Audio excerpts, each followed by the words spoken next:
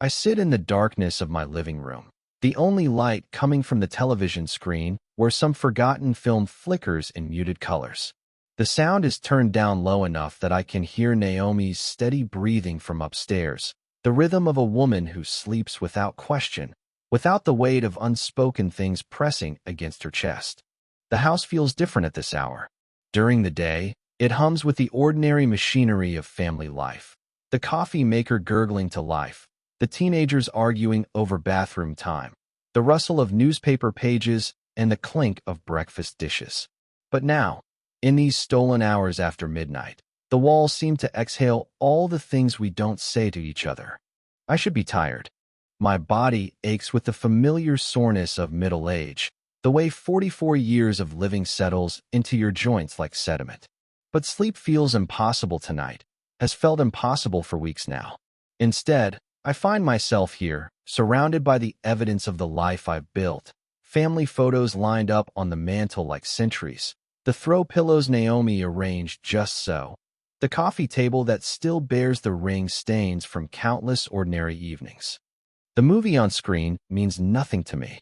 I couldn't tell you the plot or name a single actor. My eyes track the movement of light and shadow, but my mind has drifted somewhere else entirely, pulled back to a night more than 20 years ago that I've spent 2 decades trying to forget. I was 22 then, still soft around the edges in the way young men are before life hardens them into the shapes they're meant to hold. Elias and I had rented some thriller. I can't remember which one now. And we were stretched out on his ratty brown couch, the one with springs that had given up their fight years before either of us lived there. The apartment smelled like leftover pizza and the vanilla candles his roommate burned to cover up the scent of cigarettes. We'd done this countless times before, these casual movie nights that felt as natural as breathing. But that particular evening something was different. Maybe it was the way the lamplight caught the stubble along his jaw, or how he'd rolled up his sleeves to reveal the lean muscles of his forearms. Maybe it was simply that we were both tired of pretending that the space between us on that couch didn't hum with electricity. Halfway through the film, during some forgettable chase scene, Elias shifted beside me. I felt the couch cushions dip as he moved closer, and then his arm came to rest across my shoulders. Not dramatically, not with ceremony, just the easy, casual gesture of someone settling in to watch a movie. But the weight of that arm felt like the most significant thing that had ever happened to me. I remember holding my breath, afraid that any movement might break whatever spell had been cast. His cologne was subtle, something woody and warm that I'd catch traces of sometimes when we hugged goodbye. Now it surrounded me, and I found myself memorizing it, storing it away like a secret. The movie played on, but I heard none of it. Every nerve in my body had focused on the points where we touched, his forearm against my shoulder, the warmth of his thigh pressed against mine. Neither of us acknowledged what was happening. We kept our eyes on the screen and pretended this was nothing more than 2 friends watching a movie. But I could feel his pulse through his wrist where it rested near my neck, could sense the careful way he was breathing. When the credits rolled, he didn't move away immediately. For maybe 10 seconds, or maybe it was 10 minutes, time had lost all meaning. We sat there in the blue glow of the television, his arm still draped across my shoulders like it belonged there, like it had always belonged there. Then he cleared his throat and reached for the remote, and the moment dissolved like sugar in water. We said our goodnights, made plans to meet for lunch later that week, and I drove home through empty streets with my hands shaking on the steering wheel. Now, 23 years later, I can still feel the phantom weight of his arm across my shoulders.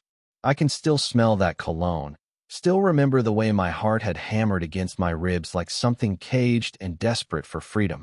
My wedding ring catches the light from the television, a thin band of gold that has marked nearly 2 decades of my life.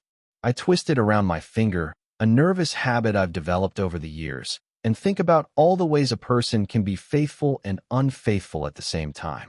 I've never cheated on Naomi, never even come close. But sitting here in the dark, I wonder if loyalty is only about actions, or if it's possible to betray someone with your thoughts, with your dreams, with the secret chambers of your heart that you've never allowed another person to enter. Slowly, deliberately, I slide the ring from my finger, and set it on the coffee table. It sits there between an old issue of Better Homes and Gardens and the remote control, looking smaller than it should, less significant than something that has defined so much of my life. The silence in the room is complete now. Even the television has gone quiet, cycling through some late-night menu screen. I stare at the ring and wait for it to tell me something I don't already know, to offer some wisdom about the choices we make and the ones that make us. But it just sits there, catching the occasional flicker of light, as mute and ordinary as everything else in this carefully constructed life I've built around the edges of my truth.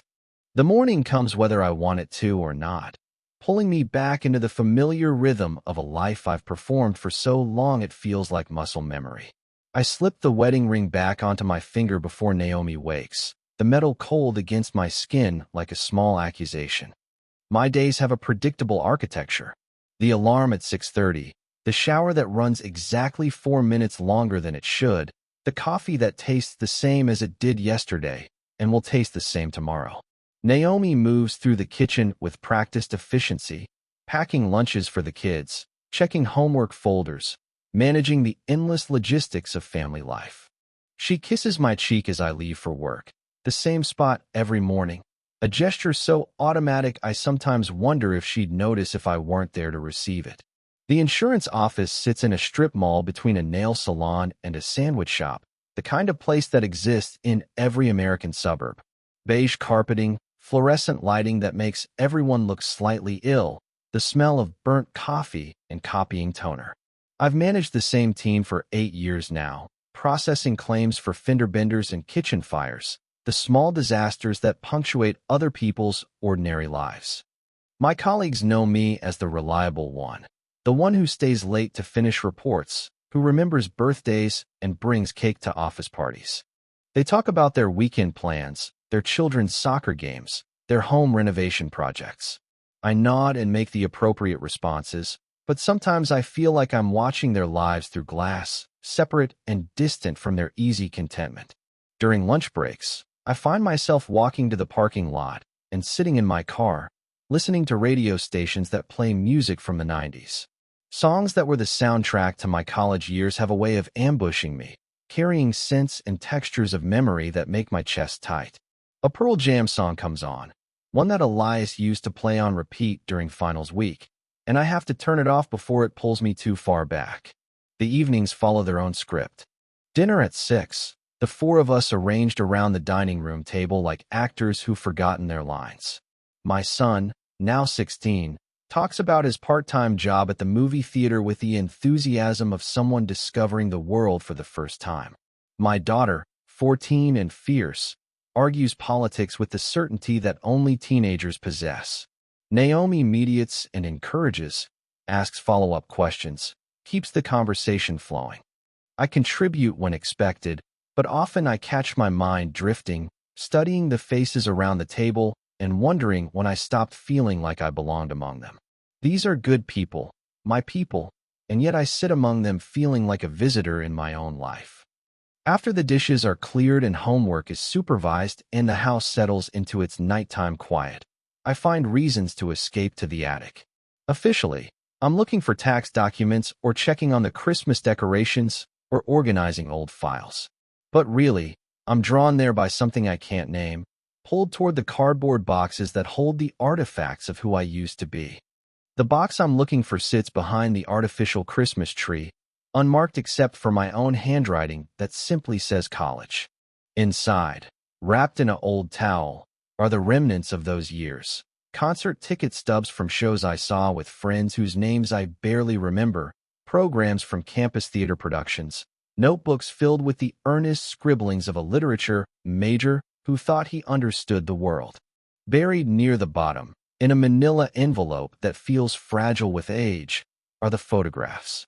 Most are harmless enough, group shots from parties, candid moments in the dining hall, the usual documentation of young adulthood. But there's one that makes my hands tremble every time I see it. Elias and I are sitting on a stone wall somewhere on campus, probably during our junior year. The light is golden, suggesting late afternoon, and we're both laughing at something outside the frame. His arm is slung across my shoulders in that casual way he had, and I'm leaning into him slightly, unconsciously. We look comfortable together, natural, like two people who belong in each other's space.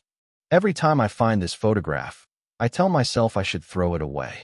It serves no purpose except to remind me of feelings I've spent 2 decades trying to forget, but I can never quite bring myself to do it. Instead, I study our faces, looking for some sign that we knew what we were to each other, some evidence that the tension I felt wasn't entirely one-sided. In the photo, Elias's smile is easy and unguarded, his dark hair falling across his forehead in the way that always made me want to brush it back. My own face is harder to read, but there's something in my expression, a softness around my eyes that I recognize as happiness. Pure, uncomplicated happiness of a kind I'm not sure I've felt since. I hold the photograph for longer than I should, memorizing details I've already memorized 100 times before. Then I slip it back into the envelope, back into the box, back into the shadows where it belongs. Downstairs, I can hear Naomi watching television, the familiar voices of her evening shows filtering up through the floorboards. Soon she'll call up to ask if I'm coming to bed, and I'll say yes, I'll be right down, just finishing up here. Then I'll lie beside her in the darkness, listening to her breathing settle into sleep, and wonder how it's possible to feel so alone while sharing a bed with someone you've loved for nearly 20 years. The email arrives on a Tuesday morning in March, wedged between a reminder about my dental appointment and a promotional offer from the office supply store. The subject line is innocuous enough. Class of '01 reunion. Save the date. But something about seeing those numbers makes my coffee taste different, sharper somehow. I almost delete it without opening. College reunions feel like artifacts from someone else's life, reminders of a version of myself I've carefully packed away. But curiosity wins, and I click. The message is cheerful in the way that only reunion committees can manage, full of exclamation points and memories of the best 4 years of our lives. There's a photo attached from our graduation day, a sea of caps and gowns that could be from any university in America. The venue will be the campus alumni center. Date is set for late April. All the usual promises about reconnecting and reminiscing. Then I scroll down to the preliminary attendee list, and the world tilts slightly off its axis. His name sits there in alphabetical order, no different from any of the others, but I stare at it until the letters blur. Elias Morrow. Even seeing it typed in plain black text makes my chest tighten with something I can't name. 23 years, and his surname still looks exotic to me, still carries the weight of all those conversations we had about his grandmother's French heritage, the stories he told about growing up between 2 languages. I close the laptop and push it away like it might burn me. But throughout the day, I find myself returning to it, opening the email again, reading his name over and over as if it might change or disappear. Each time, it sits there stubbornly real, a door I thought I'd sealed permanently shut. The logical part of my mind constructs reasonable arguments. It's just a college reunion. People go to these things all the time. We'd exchange pleasantries, catch up on careers and families, take a few pictures, and go home to our separate lives. Simple, adult, normal. But the other part of my mind, the part I've spent decades trying to quiet, knows better. It remembers how Elias could make me laugh until my sides ached, how he listened to my pretentious literary theories with genuine interest, how he had a way of seeing through my carefully constructed defenses to something truer underneath. It remembers the weight of his arm across my shoulders and the way my name sounded different when he said it. I spend the week constructing elaborate excuses. Work is too busy. The kids have activities. Naomi and I have plans. The car needs repairs. Each excuse feels more flimsy than the last, but they give me the illusion of choice, the comfort of believing I might actually stay away. Friday evening, Naomi finds me staring at the laptop screen again, the reunion email open in front of me like evidence of some crime I'm considering committing. She asks what I'm looking at, so I tell her about the reunion, trying to keep my voice casual. She peers over my shoulder at the screen, reading the details with the mild interest of someone who has no particular attachment to my college years. "You should go," she says, settling into the chair beside me. You never talk about college anymore. It might be nice to see old friends. I tell her I'm not sure, that it seems like a waste of time, that I probably wouldn't have much in common with those people anymore. The words come out too quickly, and I can hear the defensiveness in my own voice. Naomi gives me a look I've seen before, the one she wears when she's trying to figure out what I'm not telling her. But instead of pressing, she just shrugs and says it's up to me. Life's short, she adds. Sometimes it's worth taking a chance on things that used to matter to you. That night, I lie awake long after she's fallen asleep, staring at the ceiling and thinking about chances. About the choices we make and the ones we spend our lives avoiding. About the difference between safety and happiness, between loyalty and honesty. Saturday morning, I wake early and pad downstairs to my laptop. The house is still quiet, filled with that particular weekend silence that feels different from weekday mornings. I open the reunion email one more time, my cursor hovering over the RSVP link like it's the edge of a cliff. I think about the photograph hidden in the attic, about Elias's easy smile and the way his arm fell across my shoulders. I think about all the conversations we never had, all the things we never said to each other. I think about living the rest of my life wondering what might have happened if I'd been brave enough to take this one small step. My finger clicks before my mind can change it. The RSVP form loads, asking for basic information, name, contact details, dietary restrictions. At the bottom, there's a text box labeled "Looking forward to seeing," with space for a short message. I type his name before I can stop myself. Looking forward to seeing Elias again. Then I delete it. Then I type it again. Delete. Type. Delete. Finally, I leave the box empty and submit the form. The confirmation screen appears with cheerful graphics and another promise about the best night ever. I close the laptop and sit back in my chair, my heart hammering like I've just committed some irrevocable act. Outside, the neighborhood is waking up. I can hear someone starting a lawn mower, the distant sound of children playing in a nearby yard. Normal Saturday sounds for a normal Saturday morning. But something has shifted, some invisible line has been crossed, and I can't pretend I don't know it.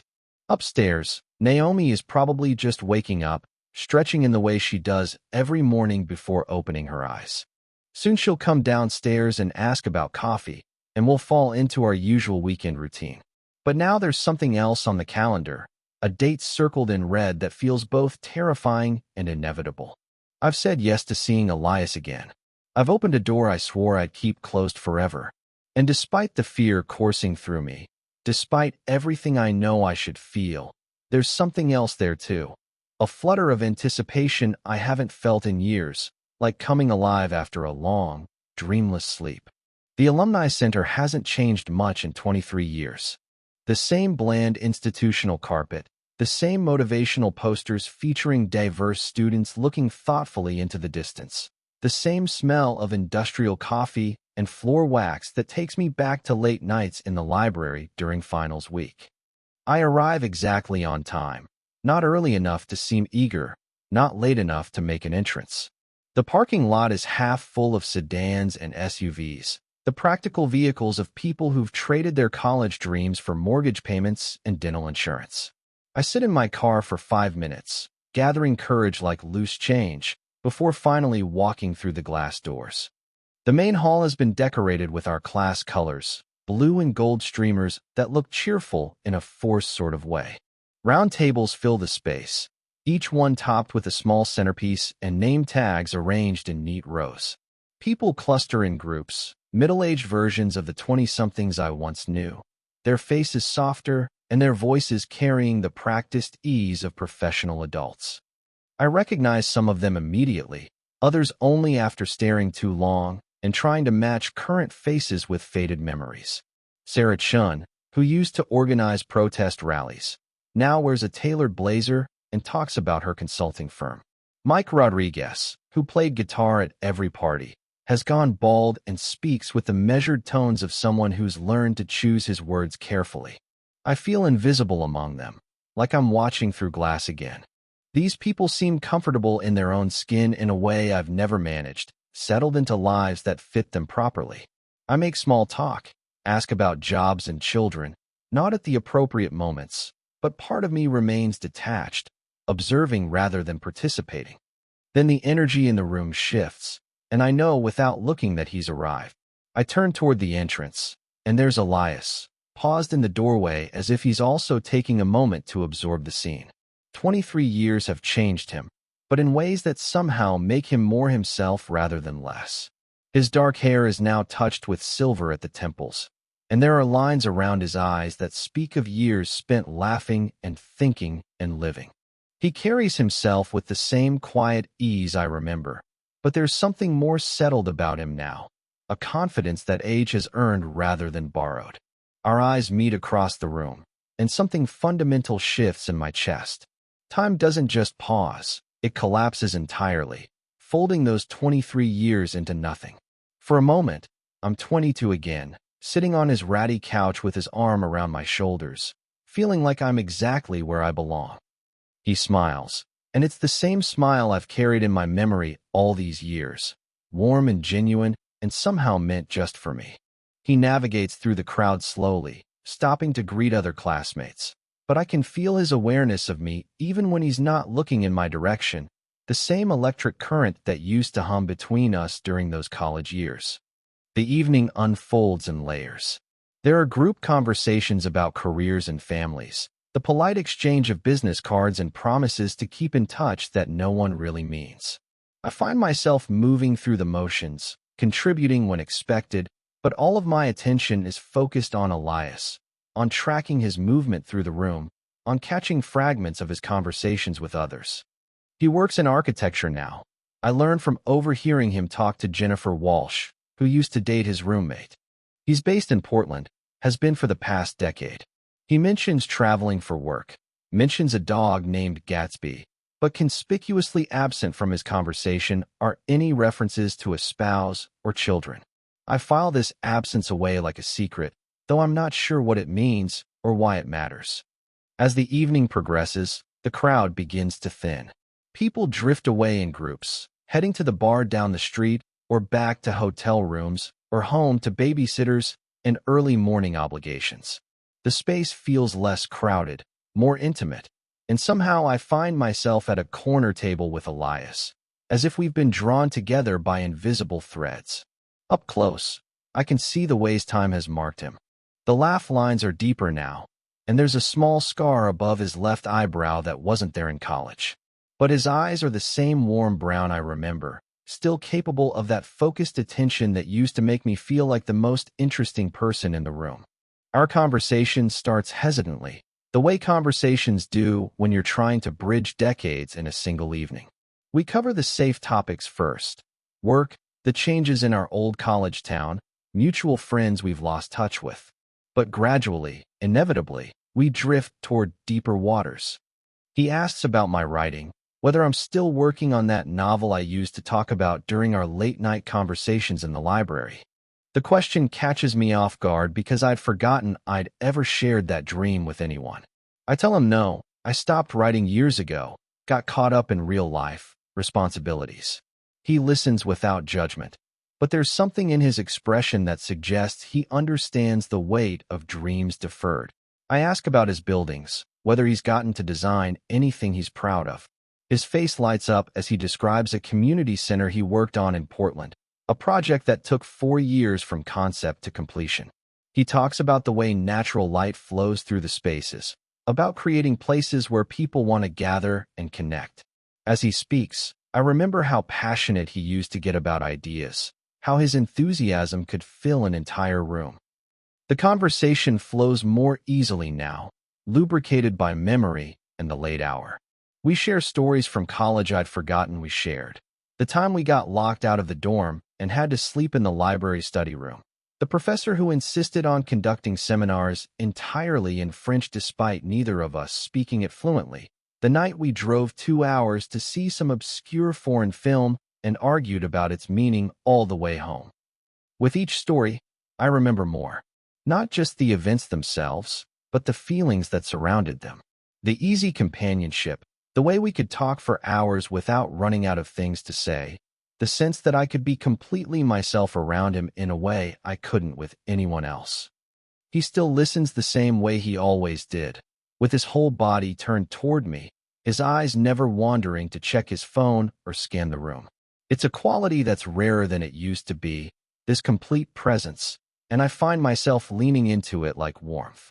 The evening is winding down. The catering staff has begun clearing tables, and only a handful of stragglers remain, unwilling to let go of whatever they've found in this temporary reunion with their younger selves. We should probably leave, should return to our separate lives, but neither of us makes any move toward goodbye. Instead, we sit in comfortable silence for a moment, surrounded by the detritus of the evening, crumpled napkins, empty wine glasses, name tags abandoned on tables. The fluorescent lights seem harsher now, less forgiving, but somehow it doesn't matter. Finally, reluctantly, we stand to leave. The goodbye feels too significant for the casual evening this was supposed to be, weighted with all the things we haven't said and probably won't say. We walk toward the parking lot together, our footsteps echoing in the empty hallway. Outside, the April air is cool and sharp, carrying the promise of spring. We stop beside my car, and for a moment we just look at each other, both aware that something has shifted between us, but neither quite willing to name it. Then Elias steps closer and rests his hand on my shoulder, the same casual gesture he used to make all those years ago, but now it feels like everything. The weight of his palm through my shirt, the warmth of his fingers, the way he squeezes gently before letting go. It all crashes over me like a wave of recognition. I drive home through empty suburban streets, my hands steady on the wheel, but my heart racing like I'm 22 again. In the rearview mirror, I can still see him standing in the parking lot, watching me leave, and I carry that image with me all the way home. 3 weeks pass before I find the courage to reach out. 3 weeks of ordinary days that feel suddenly hollow, as if the reunion has stripped away some protective layer I didn't know I needed. I go through the motions, work, family dinners, weekend errands, but everything feels muted, like I'm living underwater. Finally, on a Thursday evening when the house feels too quiet and my own thoughts too loud, I compose an email. I write and delete it 6 times before settling on something deliberately casual. Great seeing you at the reunion. Would you like to meet for coffee sometime if you're ever in the area? His response comes within an hour. I'd like that. I'm actually driving through your area this weekend for a project consultation. Saturday afternoon. We arranged to meet at a coffee shop near the river, the kind of generic place with exposed brick and reclaimed wood tables that exists in every American town. But when Saturday arrives, the spring weather is too beautiful to waste indoors, and we end up walking along the riverbank path instead, our coffee cups growing cold in our hands as we fall into the rhythm of conversation. The path follows the water for miles, winding through patches of woods and past old stone bridges that speak of a time when this area was more rural than suburban. We talk about safe things at first, his architecture projects, my work at the insurance office, the ways our old college town has changed since we knew it. But gradually, inevitably, the conversation deepens. He tells me about his divorce, finalized 3 years ago. A marriage that lasted 8 years to a woman named Claire who wanted children and stability, while he wanted to design experimental buildings in cities she'd never heard of. They loved each other, he says, but they wanted different lives, and eventually that became impossible to ignore. I tell him about my family, about watching my children grow into people I barely recognize, about the strange experience of living in a house with people you love, but sometimes feel you don't really know. I don't tell him about the nights I lie awake feeling like a stranger in my own life, but something in his expression suggests he understands anyway. We walk for an hour, maybe more, following the path as it curves away from the main road and into quieter territory. The conversation flows with the same ease it always had, but underneath there's a current of something unspoken, building like pressure in the air before a storm. Finally, we reach a small clearing where someone has placed a weathered bench overlooking the water. We sit, ostensibly to rest, but really because the weight of what's not being said has become too heavy to carry while walking. The silence stretches between us, not uncomfortable, but loaded with possibility. I watch the water move past, carrying leaves and small debris toward whatever lies downstream. Somewhere in the distance, I can hear children playing, their voices high and carefree in the way that only childhood allows. I know this is the moment. I can feel it in the quality of the silence, in the way Elias sits beside me with his hands folded in his lap, waiting. If I'm going to speak the truth I've carried for 23 years, it has to be now. My voice, when I finally find it, sounds strange to my own ears, rougher than I intended. I tell him I've been thinking about that night, the one with the movie on his couch, the way his arm fell across my shoulders. I tell him I've never forgotten it, that it's been with me all these years like a song I can't stop humming. The words come out clumsy and halting, nothing like the eloquent confession I've rehearsed in my head 1,000 times. I tell him that what I felt that night went beyond friendship, that sitting there with him had felt like the most natural thing in the world and the most terrifying. I tell him I've spent 2 decades wondering what would have happened if I'd been brave enough to say something then, if I'd turned toward him instead of pretending nothing was happening. When I finally stop talking, the silence that follows feels different, heavier. I can't bring myself to look at him, afraid of what I might see in his expression, pity, confusion, disgust, or worst of all, the polite kindness of someone trying not to hurt an old friend's feelings. But when I finally do turn toward him, what I see in his face is none of those things. Instead, there's a kind of quiet ache, a recognition that mirrors my own. He's quiet for a long time, so long that I begin to wonder if I've made a terrible mistake, if I've ruined whatever fragile connection we'd rebuilt. But then he speaks, his voice barely above a whisper. He tells me he felt it too, that night, and so many others, that he'd thought about reaching out, about finding some way to bridge the space between what we were and what we might have been. But he was afraid that I wouldn't feel the same way, afraid of risking the friendship that meant so much to both of us. He tells me about the years that followed college, how he threw himself into relationships with women, convincing himself that what he'd felt with me was just confusion, just the intensity of youth mistaken for something else. But it never quite worked, he says. There was always something missing, some essential piece that he could never quite locate in anyone else. The admission hangs between us like something fragile and precious. We sit there in the spring afternoon, 2 middle-aged men on a bench by a river, finally speaking words that should have been said when we were young and brave and had nothing to lose. I want to touch his hand, want to close the space between us on the bench, want to do all the things I didn't do 23 years ago. But I don't. The moment feels too delicate, too sacred to disturb with anything but words. Instead, we talk about the paths our lives have taken, about the choices we made and the ones we avoided, about the strange experience of carrying a secret love for someone who turns out to have been carrying the same secret in return. The afternoon grows later, the light softer and more golden. Somewhere in the distance, I can hear the sound of traffic on the main road. The ordinary world continuing its ordinary business while we sit here rearranging the fundamental architecture of our past. When we finally stand to leave, there's no dramatic gesture, no movie moment of revelation. Just 2 men walking back along the river path, the space between them somehow different than it was before, charged with possibility and weighted with all the years of wondering that have finally been laid to rest. We reach the parking lot, where both our cars sit waiting. The goodbye feels impossible. How do you say farewell after finally speaking the truth you've carried half your life? We stand there awkwardly for a moment, neither quite sure how to end this. Then Elias steps closer and rests his hand on my arm, the same gentle touch he'd used at the reunion, but now it carries the weight of everything we've finally said to each other.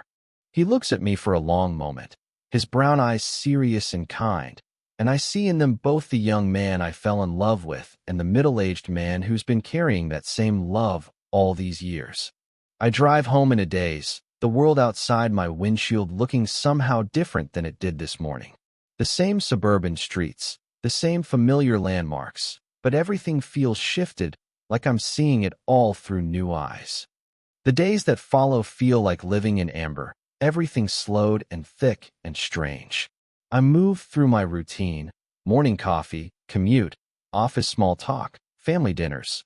But it's as if I'm watching someone else perform the actions of my life.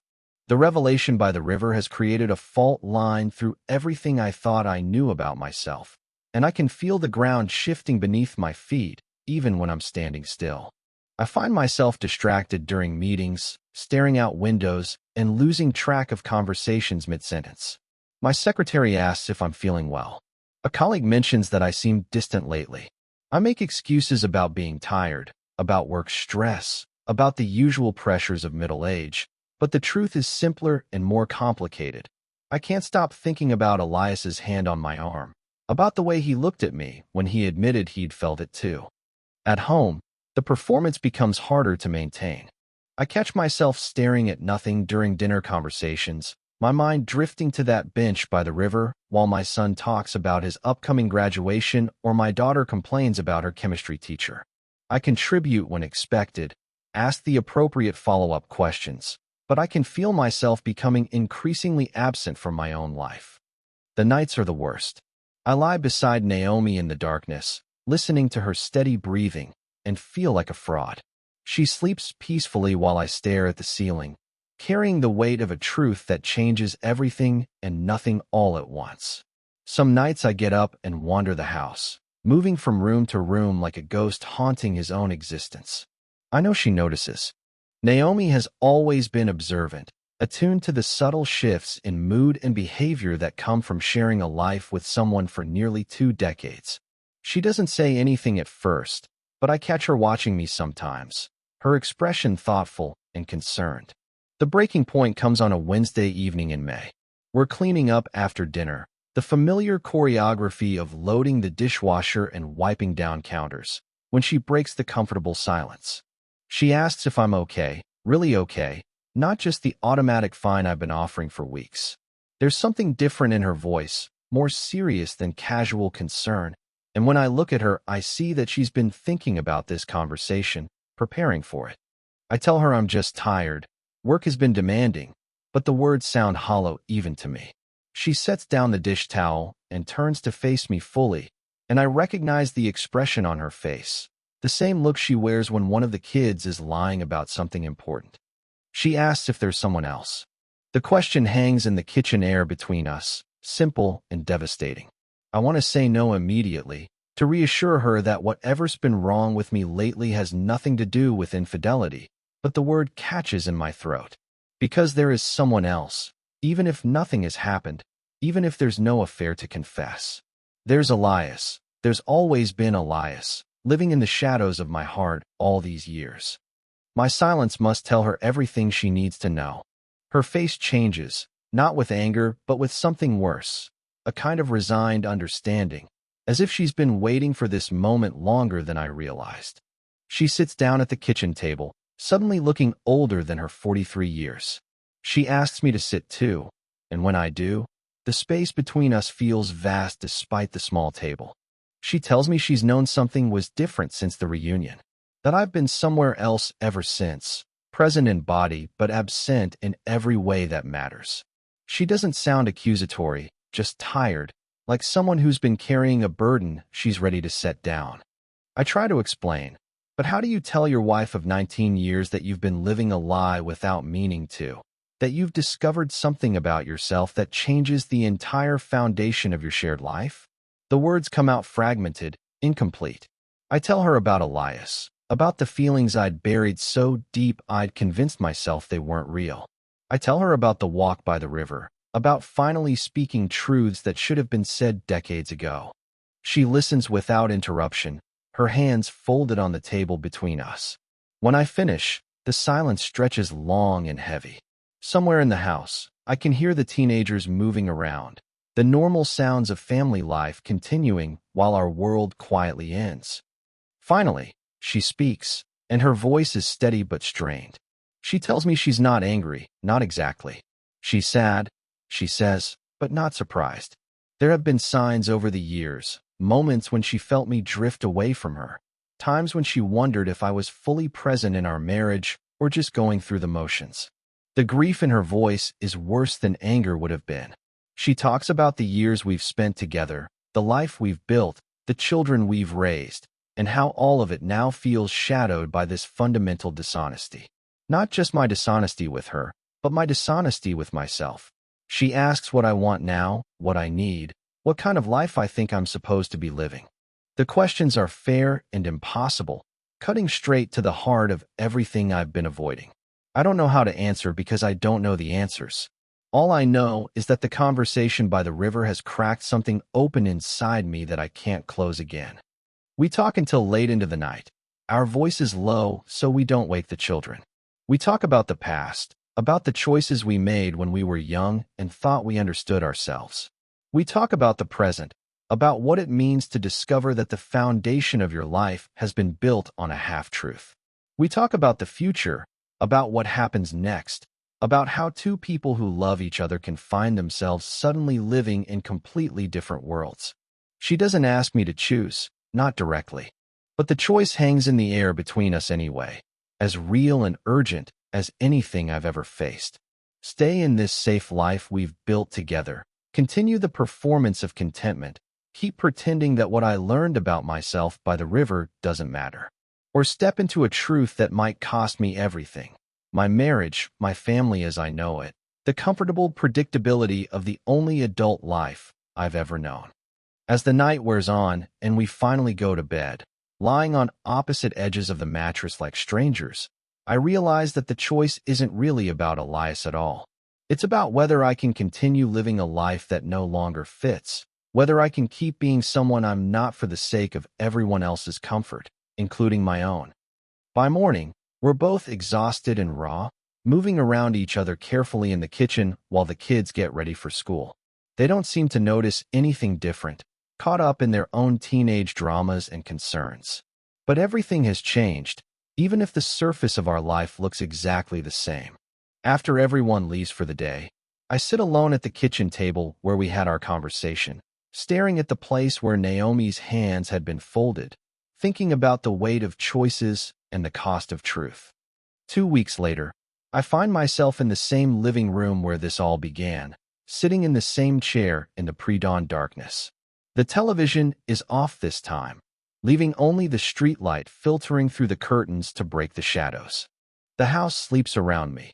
Naomi upstairs, the children in their rooms, but I am wide awake, finally ready to stop running from the truth I've carried for so long. The days since our kitchen conversation have been strange and suspended, like living in a photograph that's slowly developing. We've been careful with each other, Naomi and I, polite in the way people are when they're trying not to shatter something that's already broken. The children sense something but don't ask questions, absorbed in their own lives in the way teenagers mercifully are. I've thought about calling Elias a dozen times, but haven't. This decision, whatever it turns out to be, has to be mine alone, not influenced by his presence or absence, not shaped by what might happen between us or might not. This is about who I am, not who I might be with. The wedding ring sits on the coffee table beside me, placed there deliberately this time rather than removed in a moment of restless wondering. The gold catches what little light there is, still beautiful in its way, still meaningful for everything it has represented. 19 years of marriage, 2 children raised, a life built with genuine love and good intentions. It deserves honor, even as I prepare to step away from it.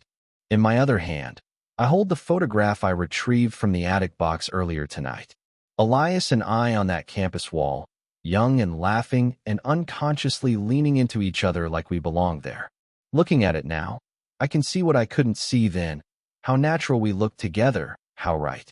It wasn't confusion or the intensity of youth mistaken for something else. It was love, pure and simple, denied for so long it had calcified into regret. I think about all the years I've spent trying to be the man I thought I should be instead of the man I actually am. The career chosen for stability rather than passion, the marriage entered into because it was expected, the careful construction of a life that looked right from the outside while feeling hollow from within. Good choices, responsible choices, but not authentic ones. The hardest part isn't admitting I'm attracted to men. That revelation, while seismic, has its own strange relief. The hardest part is acknowledging how much of my life has been performance, How many people I've hurt by not knowing myself well enough to be honest from the beginning. Naomi deserves a husband who chooses her completely, not one who settles into marriage like a comfortable chair.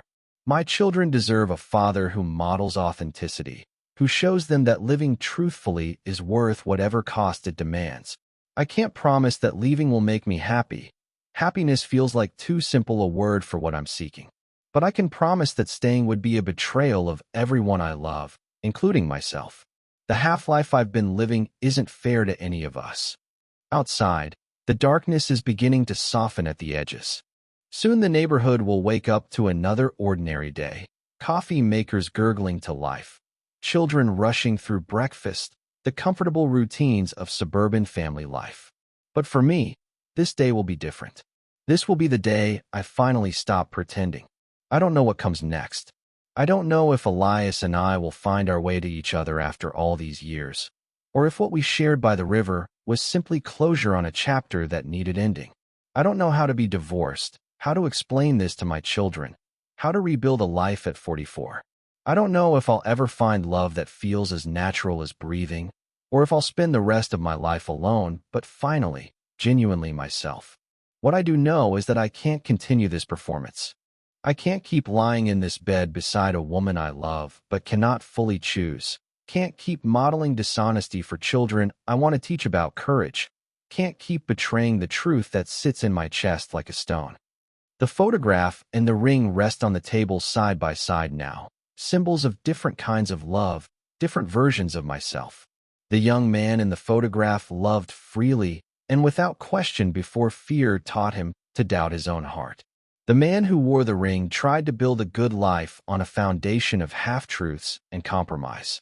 Maybe the man I'm becoming can honor both of them while finally, fully choosing himself.